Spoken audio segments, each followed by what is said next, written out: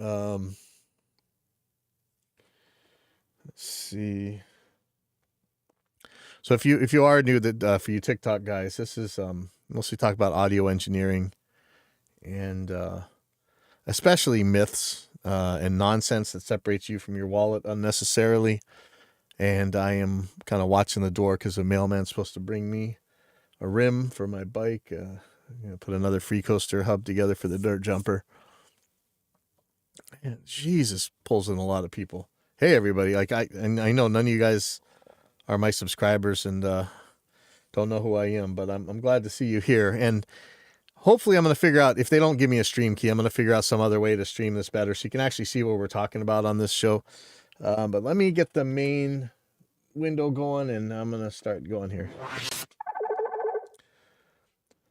All right, welcome to Evidence-Based Audio number 197. This is the psychology of placebo. So first of all, right off the bat, if you guys have seen, I think Stephen Atkinson's Neural Amp Modeler plugin, it's another one of these capture profiling type of things like ToneX's or Kemper or Neural. Okay, that's the other thing. I urge this guy so much. Change your name. Don't call it Neural Amp Modeler. I mean, there's already a Neural. Everybody knows the quad cortex. You really should probably get rid of what's this thing? Swipe. What's TikTok telling? I don't know why TikTok keeps telling me all this crap. Sorry.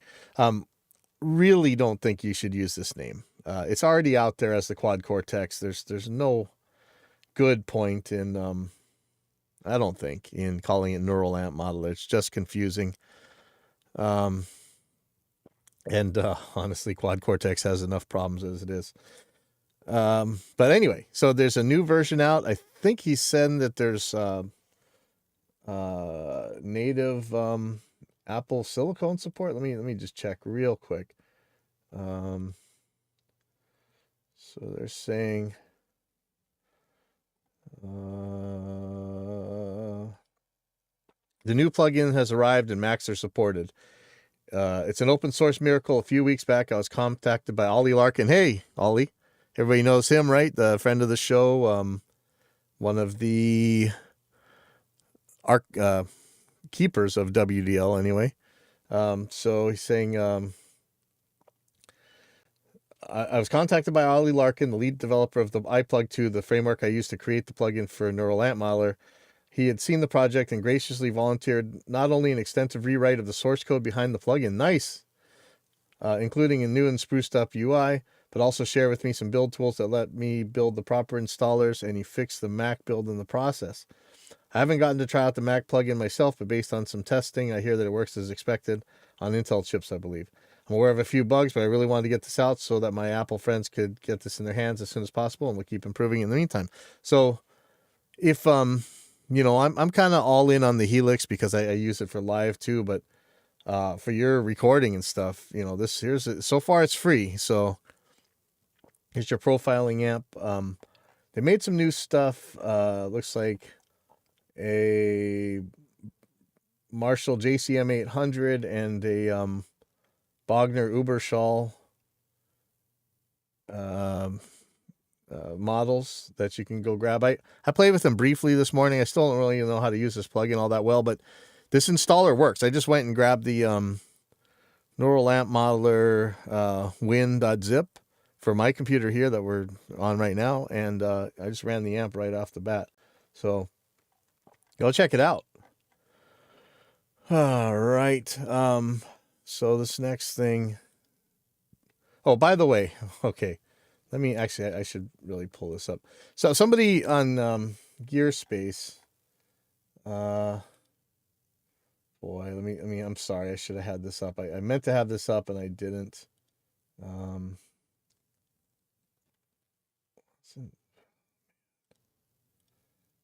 There was a thread.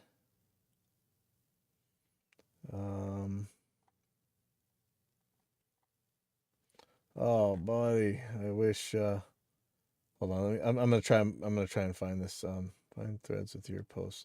Sorry, there's a thread where somebody actually did some actual testing of different amps to see how close they were, and yeah, here we go. I think this is it. Somebody did an amp accuracy for modelers, and I guess this is the wrong thread. Oh boy, I'm so bummed. I'm sorry I didn't get this. Anyway, somebody put up a chart of actual testing amps versus their modelers, and what they did is they used like kind of a delta to show what the difference is between the real amp and the modeler. And you could see where things were really close. One of the most interesting thing is we were way more sensitive to differences on the bottom end of things rather than the treble, which might seem counterintuitive, but might not actually. So let me. Well, I wish I could pull up these charts for you. There was a really good.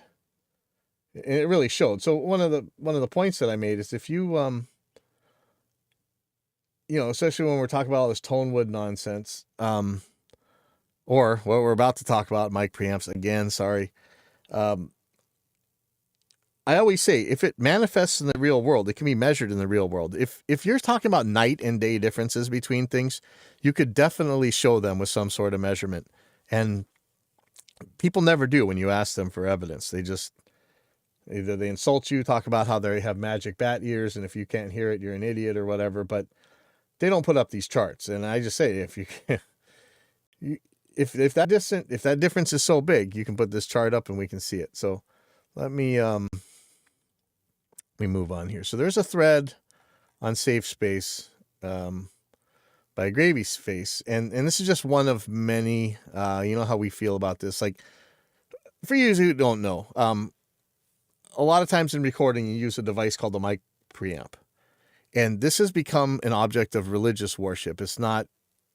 All its job is normally is to make your microphones have very weak signals, and your recording device needs a little bit louder of a signal in order to use it. So the microphone preamp makes the weak mic signal loud enough to record, basically. I mean, that's a really simplified version of it, but that's really what it is in the end.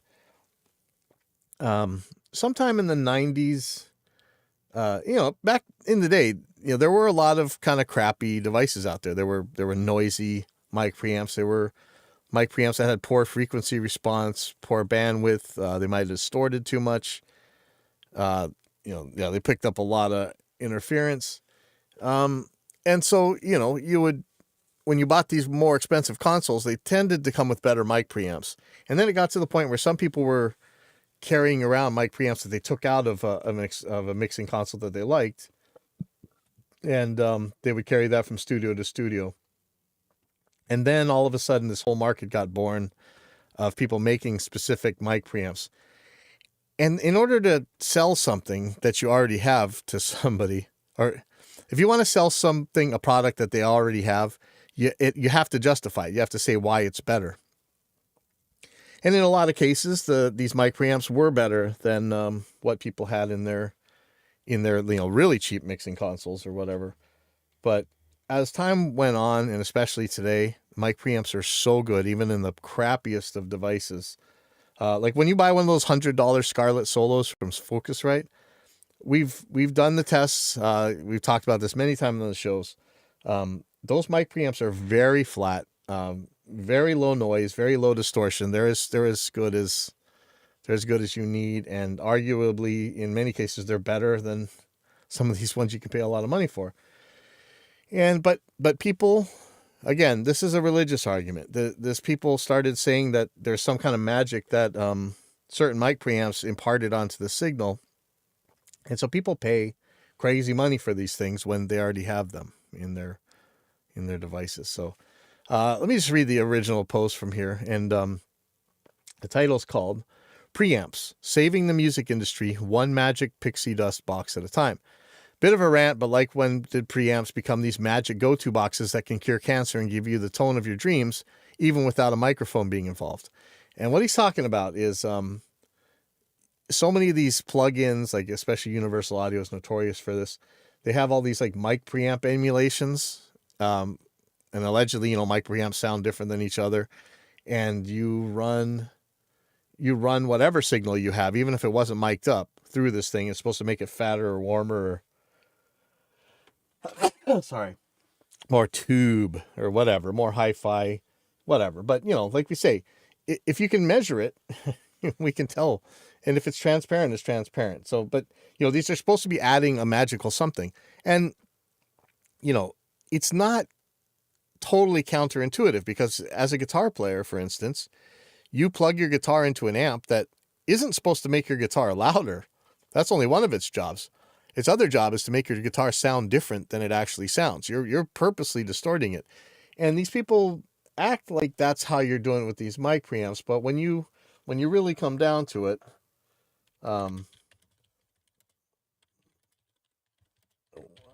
when you measure these things, all these people who claim that they have magical ears and they can hear all this difference between these mic preamps, when you actually test them, so here's one that Sound on Sound did. There's a lot of tests like this. So they took a bunch of these super famous mic preamps and tried to see, hey, can you actually tell which one it is and which one do you like the best? And so they had all these really expensive mic preamps, and they had some of the cheap ones that everybody talks crap about all the time. And it turns out that the highest rated one in this test ended up being the Art Pro MPA2, one of the mic preamps everybody talks crap about. And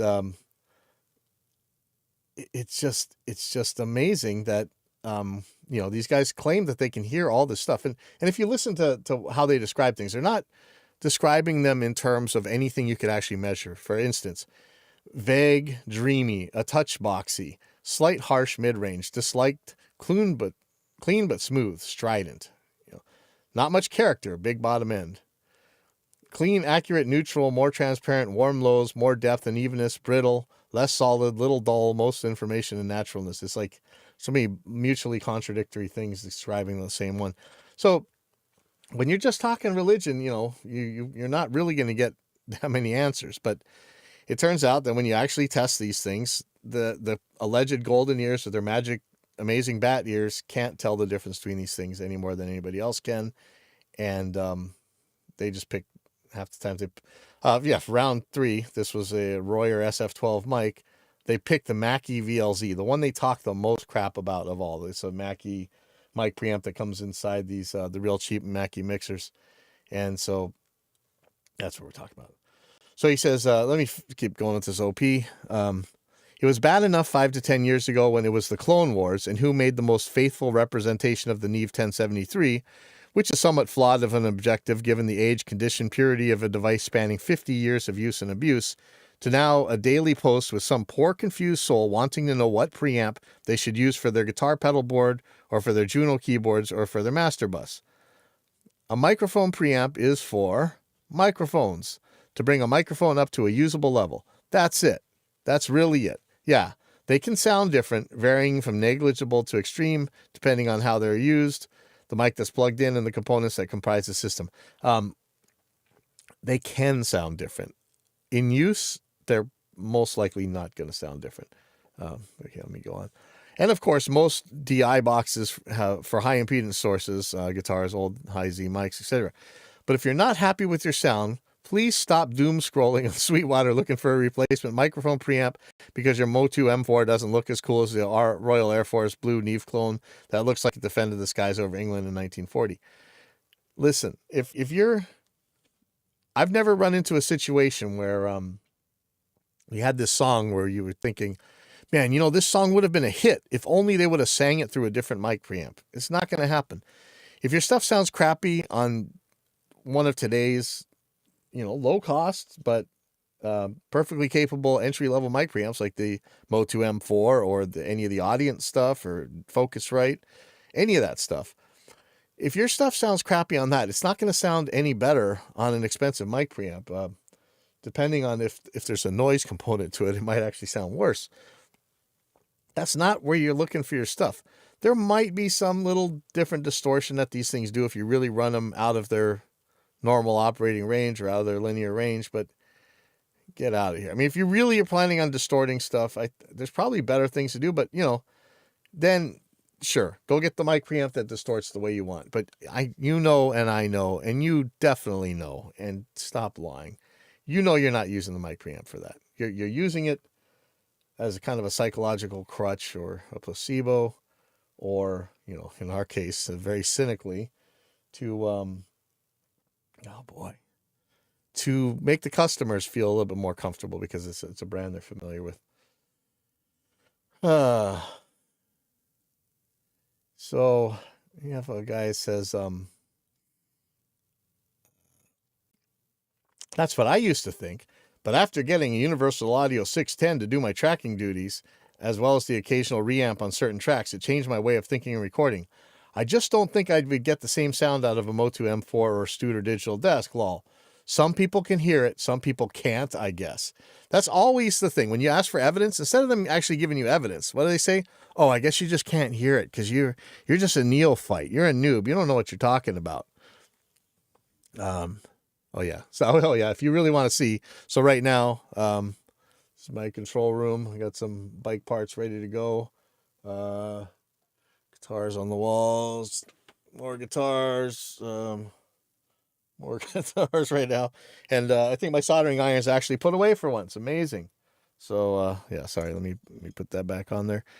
So this guy's saying I don't think it would get the same sound out of an Motu M4, but go ahead and try it because here at Pipeline Audio, we actually did this test. If you go to pipelineaudio.net, you can take a look at our real world gear measurements where I measured a lot of these cheap mic preamps against the most expensive mic preamps out there. And sorry, but they're pretty much flat across the board.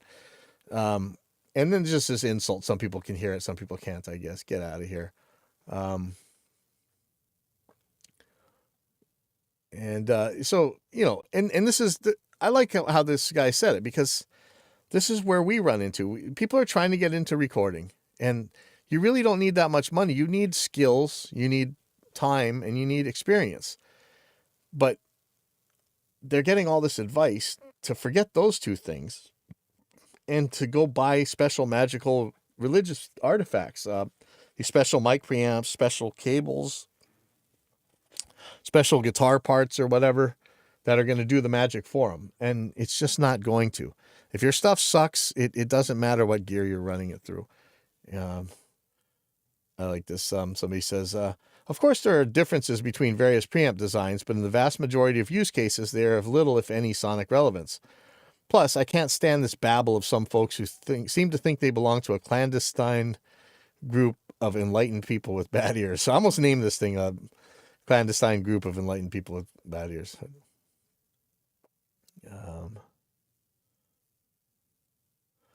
And I love this. Somebody uses this. I'll just read this to you. Using a preamp for your mic is essential. Well, yes, you need a mic preamp, but not an extra one. You already have one. I'd add that it's even better to use a physical channel strip before getting into the audio interface. Why? Thinking of being able to solve everything in post with plugins is a vain hope. Why? I've never seen any professional who connects his mic directly into the interface. Ask yourself why. Sorry, we professionals do that all the time. All the time. And yeah, the original poster was talking about just for microphones, but I'm okay with expanding this. And so he says, you can do whatever you want in your home studio. What I mean is that no sober sound engineer would do such a thing. And so, he's talking about guys with like platinum albums and stuff. It's pretty funny. He says, you are wrong again. It's not exactly the sober sound techs who can do without exotic toys. And so he says again, so this is the religion, and you'll see this like any other religion. When you get pushback asking for evidence, what they do is rather attack the person questioning. Forget giving evidence, just attack. So he says, the only time you don't use a dedicated preamp with your mic is because you don't own a preamp. I see no other reason. Okay, maybe I'm too old school. I don't know if you guys ever seen those pictures of me standing in front of racks full of like the most expensive mic preamps in the world. We had them all. And I would just use Behringer mic preamps or whatever just to piss people off, honestly. So, I mean, this is how this religion operates. So let me go on. So I'm going to play this. I don't know how much I'm going to play. Probably going to get DMCA'd for it. But let me just play this. So this came from Tape Op. Somebody linked this across a bunch of different forums. It's supposed to be extremely cogent and sophisticated defense of magical audio claims. Hard Left Productions. Hey there. Hard Left Productions is saying high-profile engineers are doing the beginners a real disservice by putting value in magical mic pre's. Yeah, it's funny because I have seen, back in the in the 90s when people were really pushing stuff, I've seen studios lose business because they sold so hard on what their equipment was, and so they made it sound like that was what mattered. And so their potential clients that already owned mansions and things just said, oh, you know what? I'm just going to buy all that same stuff and do it at home. So that's one disservice. But, you're tying your own hands, telling people they got to use this magic or that magic box, and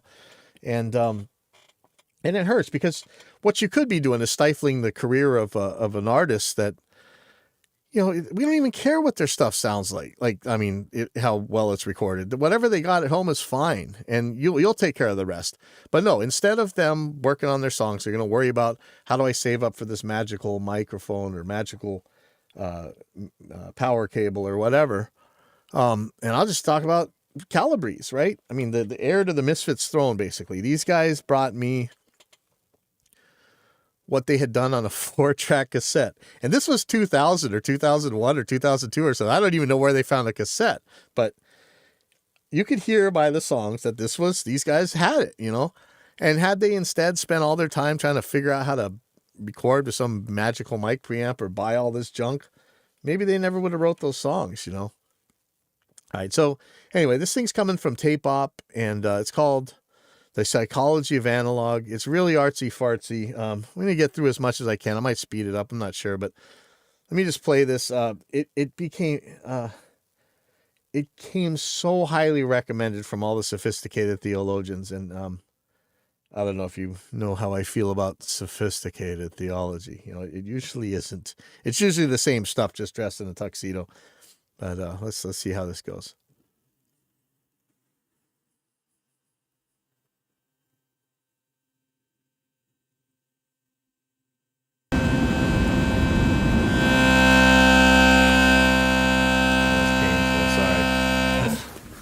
Sorry, I'm going to put these headphones on, Jerry. You're probably fucking talking to me, but I don't know if you know or not.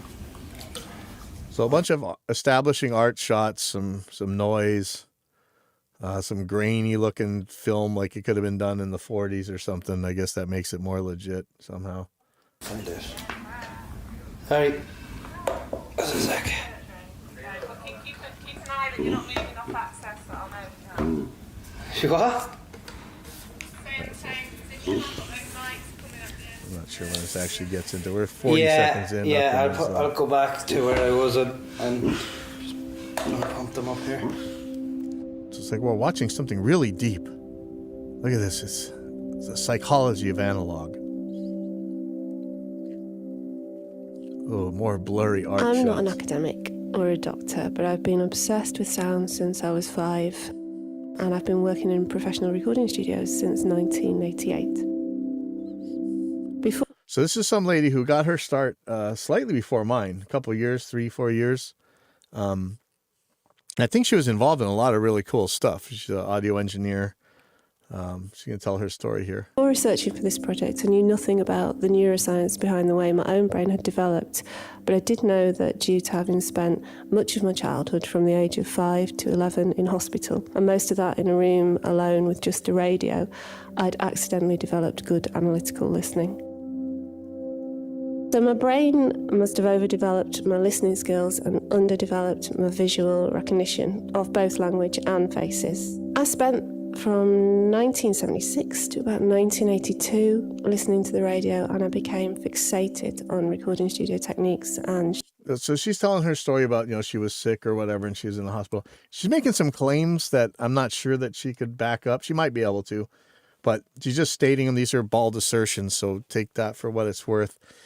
And it's kind of crazy, and I know I am so guilty of this. Like I'll throw these shows together with if I have to speak through my phone sometimes, so the audio isn't that good. But here's like a super artsy fartsy produce. Obviously, it took a long time to make this thing, and the sound is absolutely horrendous.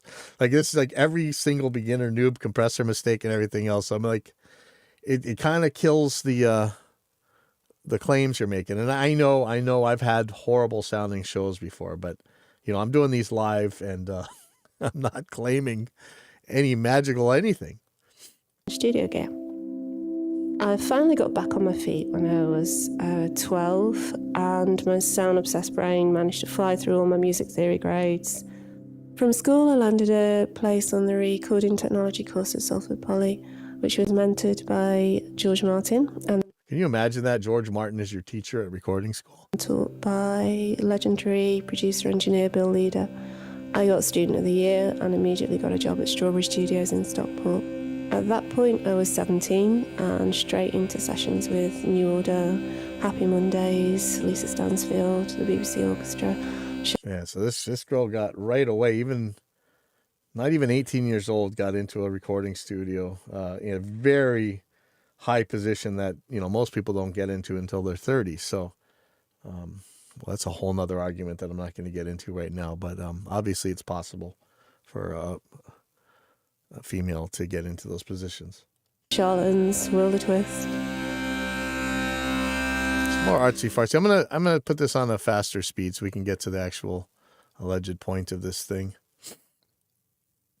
I don't know, like I might just put it up through the whole thing and then have a listen back and see, do you know?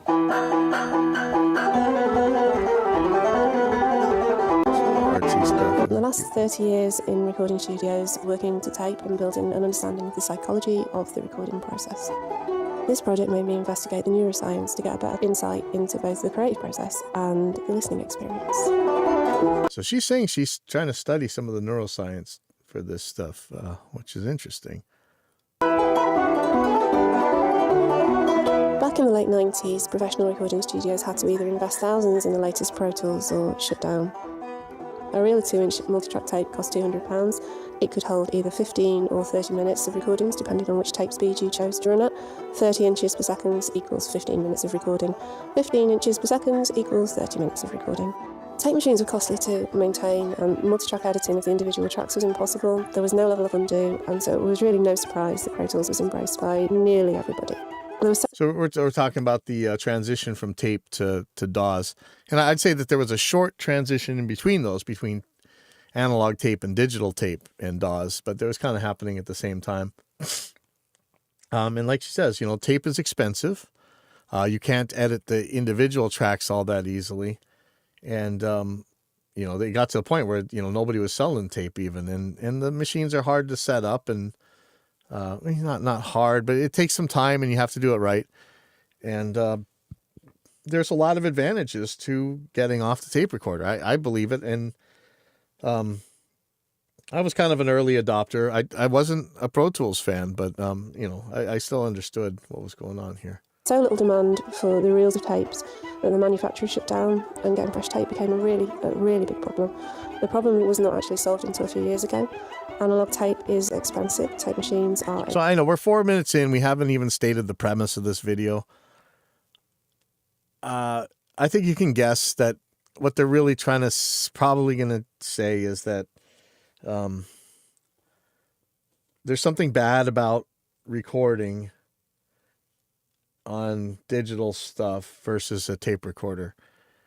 But, obviously you haven't seen anything in this video yet that couldn't have been done on a digital recorder. I mean, you're listening to it on a digital format right now. Sure, maybe the tape adds some magic, something. And, if you recorded hot on tape, you could force some compression and force some distortion that often was a cool thing. I mean, I used to do it, but often it wasn't. Often you were fighting the limitations of tape and pulling your hair out, Expensive. And yeah, after 30 years of digital recording, reels of tape are being manufactured again by two companies, and there's a big movement back towards analog. State some premises here. Okay. Yeah, okay, yeah. It's more artsy fartsy folk music. Of course there's gonna be folk music, right? Yeah. More artsy fartsy shots outside in the snow. Yay. Yep, it's snow. Snow is awesome, by the way, but, you know, I'm trying to learn here.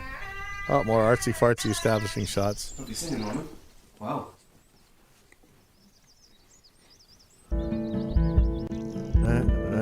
Here's some of the reasons why it makes sense to think about analogue.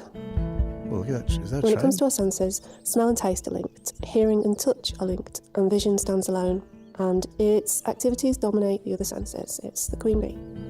Okay, so smell and taste are linked, hearing and touch are linked, but vision stands alone, and it's the queen bee. And it's so one of the premises that I think they're making is that because the eyeballs dominate so much, like your visual, you know, and we do it.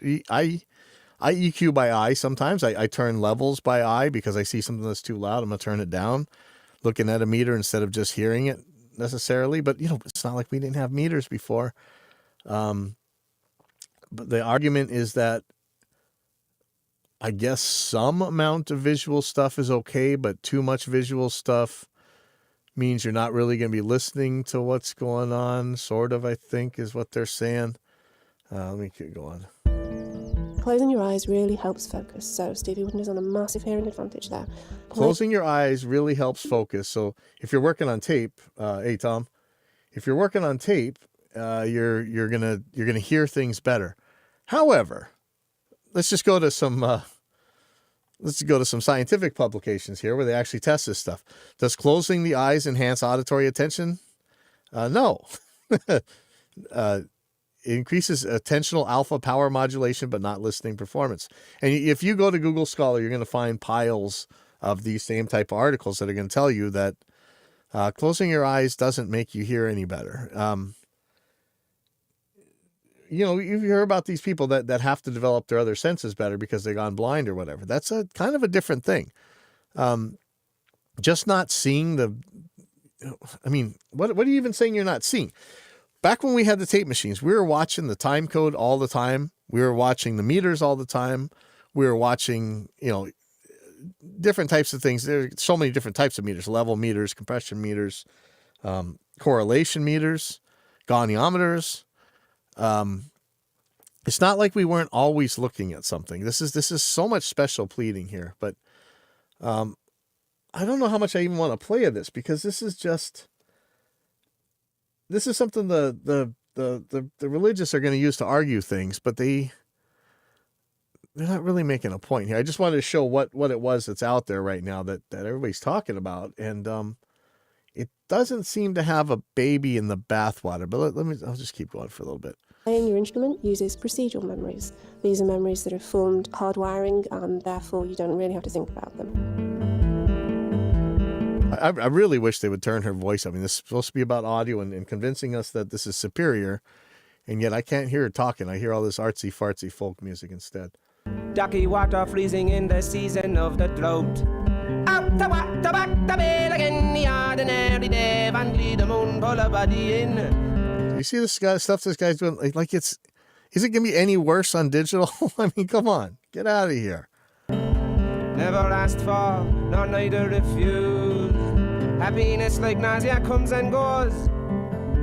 Though the text is written, there is error. I know I'm just not sophisticated enough to seriously appreciate the beauty of this music. And, you know, I don't care. You don't want to play stuff like this, go for it. But it's not something that you couldn't do on another recording format. In the applause, I'll hate you forever for what you've done. I'll hate you forever. I'll hate you forever for what you've done. When someone is really good at something and you put them in a brain scanner, in an MRI, whilst they're doing that thing that they're really good at, it surprisingly shows that their brain's doing very little. It's using very little energy, so it's not lighting up. And once you have that skill hardwired, you're free to use the rest of your brain to think about something else, to think artistically. And I guess that's why our music teachers say when you get to the end of your piece, now once more with feeling, those senses, that hearing and touch, are very much linked. So it's not breaking news that you need to hammer the basics into your automatic motor skills to be able to add a bit of creative flair to your skill. Nor is it shocking news that your optic nerve trumps all the rest of your senses and it uses most of your brain processing power. Well, even if your optic nerve, okay. Yeah, they should have been using their eyes to read the meters, then the voiceover would have been at the right level. There you go. That's terrible, but it kind of is true. But maybe, it's probably to be more artsy is just they don't care about the message. It's just about the atmosphere, And this claim, that you develop muscle memory and then you can free your brain to do other things. Yeah. But guess what? Your eyeballs are open no matter what. If you got eyes and your eyeballs work, your brain is processing everything. It's processing just as much if you're staring at your guitar as if you're staring at a computer screen, as if you're watching TV while you're playing your guitar. It's your brain is on. There is no 5% of your brain. You're using 100% of your brain 100% of the time. It's just things are getting allocated different or whatever. But these are very nebulous claims. Change across a distance cannot be measured by hand. Letters and answer the shun, the water and the Come on, man. I mean, okay, I know this. Everybody's got their own music taste, but are you kidding me? Like this stuff, like you really need super duper pooper scooper good stuff to record this. I tell you, if you can't record this stuff just as well on a Focusrite solo, you may as well just go stereo with this stuff too. But if you can't do it on your Focusrite solo, you're in trouble anyway. I mean, what the hell's the point of this thing? Is that an AKG solid tube? I know you guys are gonna start crying and freaking out. That's not a TSM, right? That's a Trident with the metal knobs, though. Is that a TSM? Analog recording studios all used to be screenless, and mine still is. And the engineer knew. No, it's not screenless. I'm looking at your screens right now. Okay, so saying recording studios used to be screenless. No, they weren't. If you had a console with automation, you had a screen up there. In fact, you had a computer screen. You might not want to call it that, but that's what it was.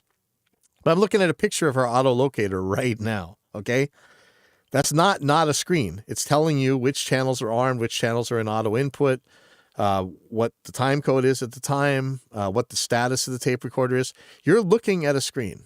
The way around the studio, like a musician knows their way around their instrument. They knew all the buttons, and there was no need to read anything. There was no new updates, no new software. No need to read anything. Wrong. No updates, no software. Wrong. We updated gear all the time. How many times did you find that there was an issue with the balancing of a channel or whatever, and you put a new part in there? Where to learn, nothing changed or moved without you going in and changing it. So nothing goes and changes or moving on the computer without you going in and changing it. This is special pleading, honestly. Once you had that desk and that tape machine hammered into your head and lodged into your motor skills, you could really fly it creatively and push it to its limits. Once you have that computer figured out and in your set of skills, you can just fly around it creatively and push it to its limits. There's no difference. This is special pleading. Sorry.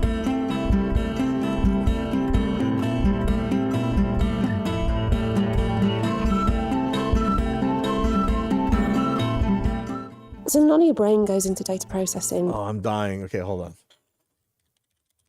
Can't tell if that's an 80A or a TSM. Well, the TSM was plastic on top, right? Was it? Sorry, I know this is torture, but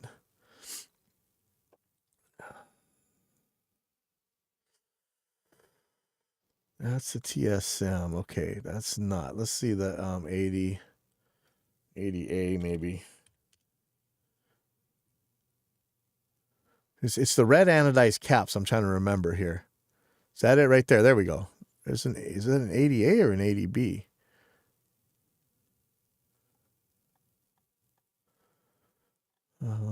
I'm sorry geeking out here, but this was my former life. We used to actually use these things. That's why, just like that other claim where, oh, the only reason you're not using external mic preamps is because you don't got any. I got them. I don't want to use them. All right. Here we go. And the optic nerve is idling, and all those long-term memories are there for the taking. You kind of feel like you can do it in your sleep. So, well, in fact, let me just let's look at a thing again right here. You tell me. You look at this big old thing here, this patch bay that has all your routing in it. Look at all these channels. Look at all these buttons and knobs and stuff. And you tell me that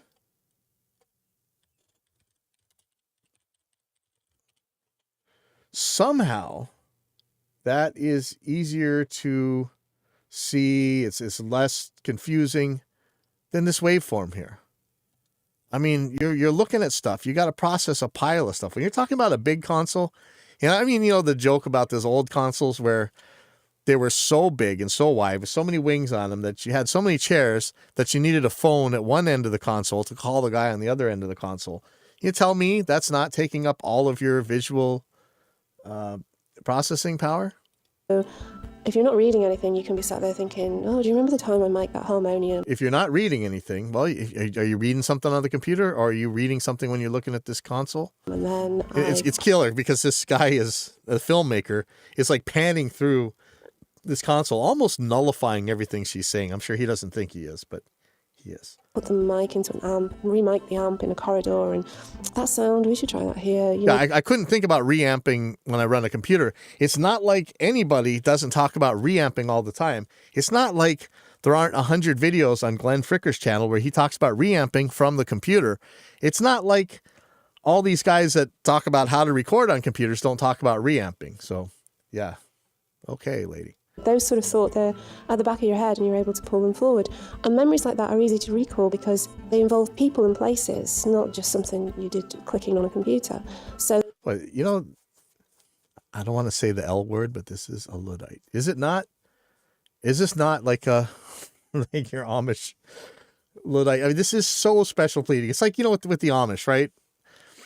It's not that they don't like technology. They love technology. They just set a hard date for when technology ends. Any technology after this time we don't like. But the technology at that time or before that time, we love. This is textbook. Let's just look at it. Let's look this up.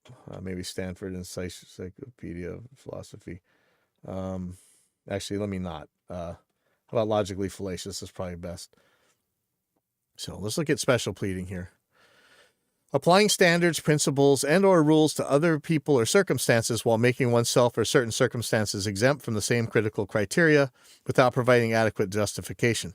Special pleading is often a result of strong emotional beliefs that interfere with reason. And another word for strong emotional beliefs that interfere with reason? Religion, right? Logical form. If X, then Y, but not when it hurts my position. Here's an example. Yes, I do think that all drunk drivers should go to prison, but Your Honor, he is my son. He is a good boy who just made a mistake. Here's another example. Superstition is a belief or practice resulting from ignorance, fear of the unknown, trust in magic or chance, or a false conception of causation. Unless it's astrology. Or just like anything else. Think of any religious claim. And if you heard that about a different religion, you'd say, oh, no, that's just crazy. But if it's your religion, you'll say, oh, that's fine. So this is textbook special plea. I don't know how much I need to play of this. they're lumped in there with the people and places info, which is much easier for us to store in our brains. Yeah, you can't store people and places info when you're working with a computer somehow. No. Except for all the gamers out there who know every single... Go watch a war game. The guys who win a lot, they know the tactics and abilities of everybody on their team, those people, and they remember them and they deploy them that way. Those story memories, those anecdotal memories, can't be accessed when your optic nerve is working full tilt, processing information that's moving. Okay, so there's a claim. So she's made so many claims without backing any of them up. I don't think we really need to watch any more of this.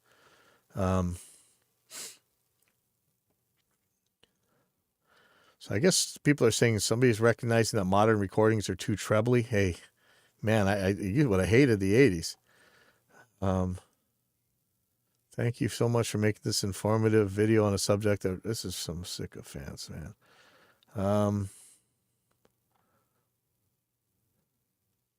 It's a whole nother realm of awareness. This is like some newage. All right. I was just going to skip ahead. Let's see if anything coherent comes out of this. Sorry. Oh, yeah. The other memories, your distant memories, your idle thoughts start coming and they start joining up into your current day thoughts. And that's when creativity starts happening, when all the weird things that you've ever thought start coming out and joining up with the current situation. It's different networks. It's the salience network, the here and now network, and the Daydream Network. Oh, yes. Past Okay.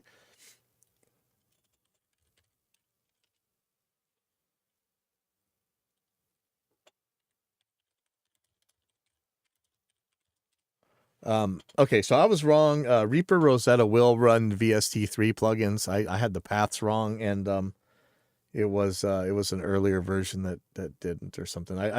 This is what I get for reading the rug, and I've told you guys how many times to take the rug with a grain of salt, and I didn't follow my own advice, so whatever.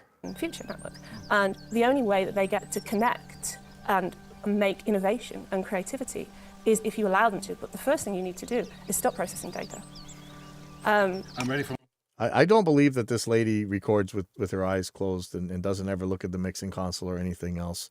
You can close your eyes if you're working with a computer. This is just special pleading. Come on. Evolved to focus on the lower speech frequencies. Now, speech frequencies come in at around sort of 100 to 300 hertz. So we have evolved cognitive areas that we can differentiate in those areas much better than other frequencies. We're listening with interest and we're not listening with panic into those frequencies. Oh, Jesus. So if you ever watch a debate, sometimes very smart people who otherwise really understand the science and stuff will argue against it when it goes against their religion or whatever that they're raised in. And I'm thinking of like Sal Cordova. I know.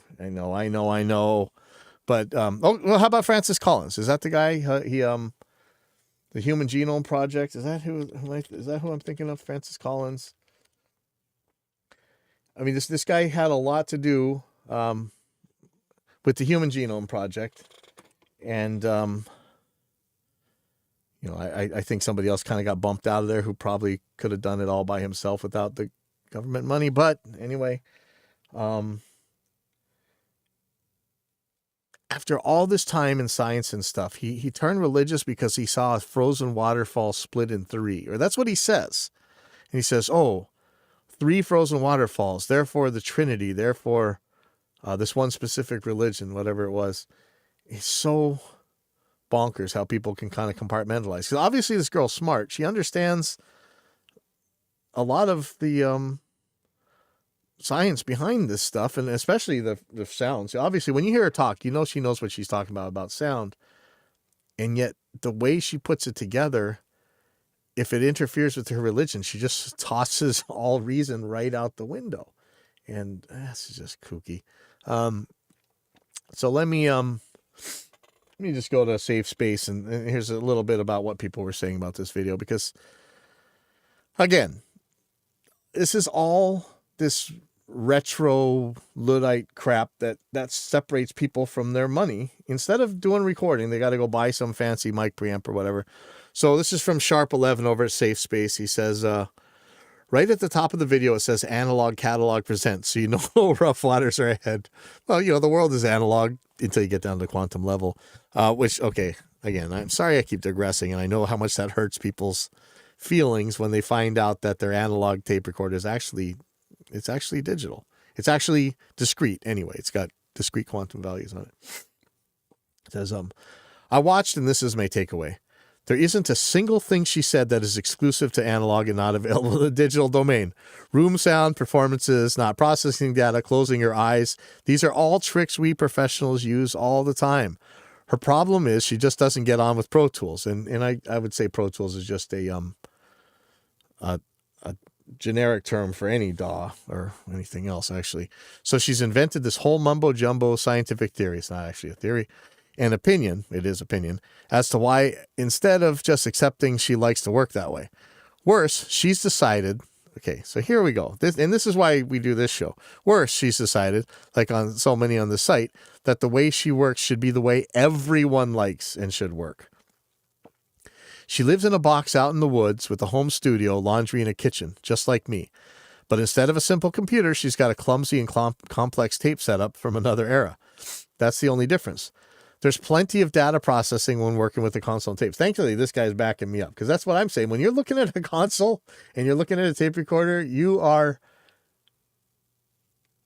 not only doing the same amount of processing, there's an element of terror in there. And hey, There was an element of terror in early DAW days when you just thought that every single time you clicked the mouse, you were going to crash the computer and ruin everything. But thankfully, Reaper came along, and not only was it stable, but as long as you were recording, it was right into the hard drive. So go ahead, let the computer crash. You still got it. But anyway, there's an element of terror at all times when you're working with tape recorder. And I'm sure you guys are going to say you don't feel this, but you're full of shit. Is the tape going to stretch? Is a piece of that oxide just rubbed off right there? Is the machine going to go wonky? Is it going to play at the same speed that it played last time? We had good luck. Maybe. Is the console, why is there a shoe on a chain right next to the console? So you can whack it, So, okay. So I'll keep reading this. So Hard Left is saying, she's projecting her livelihood. If she loses the analog gear, then nothing differentiates her from the rest of us. Hey, okay, so not so long ago, somebody's trying to give me a Studer, an actual 824, 827. Somebody's trying to give me an 827, and I don't want it, and nobody else wanted it. The one that really hurts me is, again, she'd probably hate this, but there was a digital recorder, a Sony PCM 3324, 3348. If you knew, that was my favorite tape recorder. And it was a digital recorder. It was tape, it was reel-to-reel tape, but it recorded on digital. And that's what we did a lot of the Megadeth stuff on. And that's what Max Norman did a lot of the Megadeth stuff on as well. I loved that machine more than anything else. It ended up sitting at my friend's house, and it couldn't be given away. It's so sad because these things were like $250,000 or something. It was just insane, and you can't even give it away. So yeah, when you say if she loses the analog gear, then there's nothing differentiates her from the rest of us. Really any of us could go and get a tape recorder and stick it in our rooms if we really wanted to. There's a place right here in Hawaii that does just that, and apparently they do okay. But how about having the catalog? And I think she does. I think she actually has a catalog of stuff that we'll sell her for her, so she doesn't need this religious nonsense to sell her stuff. So Tom is saying, I used to deal with WoW, Flutter, bad carts, bleed through all kinds of crap with tape. Yeah, if you guys ever know, like, one of the craziest things about tape was ghosting, right? Where you a little bit of the whatever was on one lap of the tape would kind of bleed into the next one because you kind of overly recorded it. But I guess a lot of us kind of use that thing, like you would take the flip the tape over and have the drummer count in super loud, and so you'd have this weird be ahead of time, the slow fade in of these drums. So you used to be able to, not that you couldn't do that in a second with digital, but I remember every once in a while there'd be a happy accident when something went drastically wrong with tape, but it's not anything to write home about. So let's see, let's say it again. There's plenty of data processing when working with the console and tape, and there are a ton of pitfalls. There are routing issues, buzzes and ground loops, labeling strips. Yes, labeling, and labeling. Inserts, EQ, and compressors. Oh, and how many people had an intern that grabbed a freaking magic marker and wrote on the scribble strip when they're supposed to be using dry erase, huh? Maybe I did that before, huh? Labeling strips, inserts, EQ, and compressors on every channel, a tape machine that has to be calibrated, demagnetized, and its tape recording time taken into account. Analog can be very data dependent. I know because I work almost exclusively in the analog domain before I mix and edit in Pro Tools. I write all the music, play all my guitar parts, piano, including touching up the tuning, percussion, program my synths, play them, reamp them. It is all data intensive work. The least difficult part of my day, enjoyed with a cup of coffee, is sitting behind my screen listening, evaluating, and editing via Pro Tools. I love it. Many of the most mundane tasks of analog consoles is simplified and made ergonomically better by being reduced to virtual. And since I can operate Pro Tools with my eyes closed, it's a snap. On an analog console, try locating that button to switch in a high shelf EQ at 10K on input 46 with your eyes closed. Good luck. However, this is a marketing video presented by Tape Op Magazine, so what do you expect? I don't know if I'd go that far. All right, sorry. Let's see. So here's somebody who was kind of defending it. And it's Miroslav, and you guys know we love Miroslav. I don't think he's been on this show before, but I definitely read stuff from him all the time. This says, I kind of expected someone to specifically just focus on the analog thing and miss the broader discussion, which is why I intentionally titled the thread The Psychology of Audio and not analog. And of course, I titled it with The Psychology of Placebo. But that's me.